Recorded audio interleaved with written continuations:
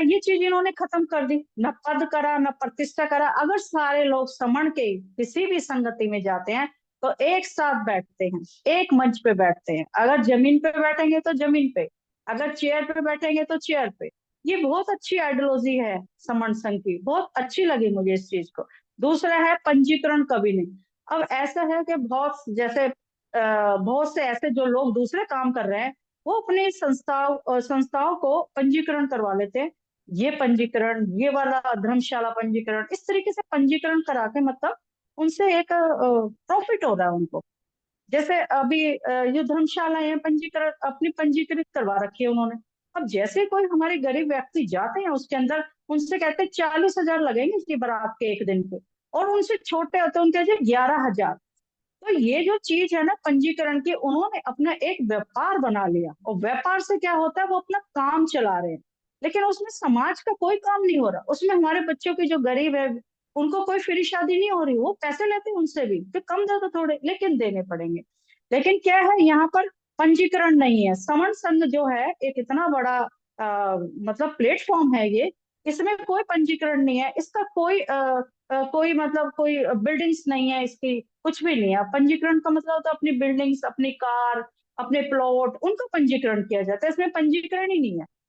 फिर अगला है इसके अंदर संघाधिदेश सबसे ऊंचा। जब संघाधिदेश का एक मीनिंग मैंने ये देखा कि आज मुझे अनिता राज मैडम ने बोला कि मैडम, मैंने कहा मैडम मैं 9 बजे आऊंगी। बोलो कोई बात नहीं।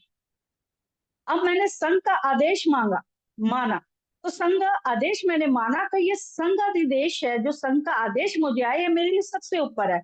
तो मैंने सारा काम छोड़े, मैं खाना बनाती हूँ 9 बजे, मैंने वो छोड़ा और मैंने संघ के आदेश को माना। तो ये संघ जो आदेश देता है वो सर्वोपरि होता है।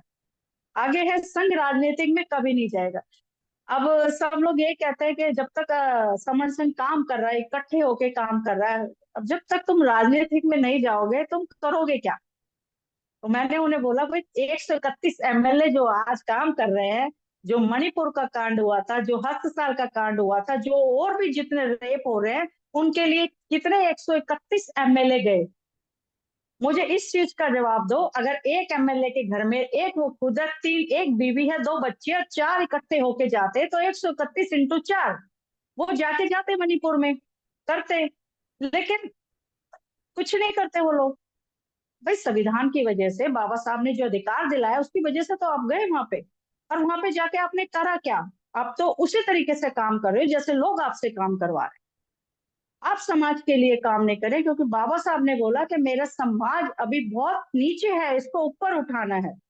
ना ये शिक्षा का काम करते, ना ये स्वास्थ्य का काम करते। जब इतनी बड़ी बड़ी तुम एमएलए बने हो तो खोल दो 2-4 हॉस्पिटल अपने पैसों से, क्या दिक्कत है? जो बेचारा गरीब व्यक्ति बड़े बड़े हॉस्पिटलों में सुबह से शाम पर्ची में लगता है और शाम को घर आता है वो पर्ची के अंदर, तो खोल दो। थोड़ा उनसे क्या होगा, तो अलग अलग हो जाएंगे तो वो इजिली से अपना इलाज करवा पाएंगे। अगला इसके अंदर है ये हो गया संघ घातक की वापसी। अब कह रहे संघ राजनीतिक में नहीं जाएगा, तो संघ तो कभी नहीं जाएगा, क्योंकि संघ नहीं जाता। संघ में आए हुए लोग जा सकते हैं। संघ में राजनीतिक खुद चल के आती है, संघ नहीं जाता राजनीतिक में, उनके लोग जा सकते हैं। वो परमिशन लेके जाएंगे कि हम राजनीतिक में सो एंड सो से हम ये कर रहे हैं, तो वो जा सकता है। लेकिन जो संघ है ना, संघ के पास राजनीतिक खुद आती है। क्योंकि इकट्ठे जब लाख लोग इकट्ठे हो जाएंगे इसके अंदर, तो वो लोग अच्छी, उनकी वोटिंग का भी होगा, क्योंकि यहाँ से लोग जो लड़ेगा इलेक्शन तो उसकी सपोर्ट हो गई संघ। तो संघ राजनीतिक में नहीं जाता, बल्कि राजनीतिक संघ में आती है। अगला एक और है इसका, संघातक की वापसी कभी नहीं। इसके अंदर है संघातक के जो संघ के साथ काम कर रहा है और किसी के साथ भी काम कर रहा है, यहाँ बताता है ये गलत है, इसमें मत जुड़ो, और किसी के साथ काम कर रहा है। तो मतलब ये जो चीजें इधर उधर से जो करते हैं ये भी संघ को घाती होता है। एक बहुत अच्छा उदाहरण है देवदत्त का। गौतम बुद्ध के टाइम में जब देवदत्त भिक्षु संघ को अपने साथ ले गया था, उस समय वो गौतम सिद्धत से बहुत गद्दारी करी। तो गद्दारी करने के बाद वो मतलब उसका जो संघ में गौतम बुद्ध ने लिया भी नहीं उसे कभी। तो उसके हालात ऐसे हो गए कि मतलब सड़ सड़ के मरा वो। तो संघ ऐसा ही काम कर रहा है, संघ में जो घात करेगा उनको भी इसी तरीके की जो कंडीशंस होती हैं वो लागू की जानी चाहिए या होगी। अगला एक और है इसके अंदर, अच्छा, ये सारे नियम कैसे काम कर रहे हैं? उपरोक्त 9 संघ का आधार है, ये ना कभी बदले जाते हैं, ना कभी खत्म किए जाएंगे और ना कभी अमान्य होंगे। जैसे अब ये सारे जितने नौ नियम बनाए हैं, ये कभी खत्म नहीं होंगे, ना कभी बदले जाएंगे, और ये अमान्य भी नहीं किए जाएंगे। मतलब हमेशा एक जैसे किसी चीज पे हम लिख के प्लेट लगा देते हैं लाइफ टाइम के लिए, वो जो लोग देखते भी हैं उन्हें दार्शनिक जैसे होते हैं, उस तरीके से एक तरह से अमिट है, ये मिट नहीं सकते। इसका ये है। अरे एक और मैं बात कहना चाहूंगी इसमें, ये तो समन संघ के बहुत ही अच्छा काम कर रहा है। हम काम ज्यादा नहीं कर पा रहे इसमें, दिल्ली के लोग हम बहुत कम काम, इससे मुझे खुद भी शर्म आती है कई बार जुड़ने में, लेकिन मैं इस कंसेप्ट को सुनती हूँ।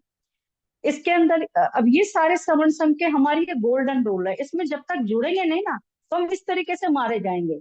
कुछ वायरस के कारण मारे जाएंगे, कुछ पुल के टूटने से मारे जाएंगे, कुछ लोग जंक फूड खाने से मारे जाएंगे, कुछ लोग सड़कों के गड्ढों से मारे जाएंगे, कुछ लोग भूखमरी से मारे जाएंगे, कुछ लोग मेडिकल के अभाव से मारे जाएंगे, कुछ लोग शिक्षा के अभाव से मारे जाएंगे, कुछ लोग घड़े में पानी पीने से मारे जाएंगे, कुछ लोग मूछ रखने से मारे जाएंगे, कुछ लोग कुछ महिलाएं बेइज्जत होकर मारे जाएंगी, कुछ भेदभाव से मारे जाएंगे, कुछ रेल के नीचे आने से मारे जाएंगे, कुछ लोग बाढ़ के आने से मारे जाएंगे, कुछ लोग सड़कों के हर्डल जो होते हैं उनसे मारे जाएंगे, कुछ लोग कुछ महिलाएं जो शर्मसार से मारी जाएंगी, कुछ लोग घोड़ी पे जो सवार मतलब शादी में जाते हैं, कुछ लोग उस तरीके से मारे जाएंगे। मतलब ये है कि कुछ लोग ऐसे ऐसे कांड हुए, हाथरस के कांड के तरीके से मारे जाएंगे।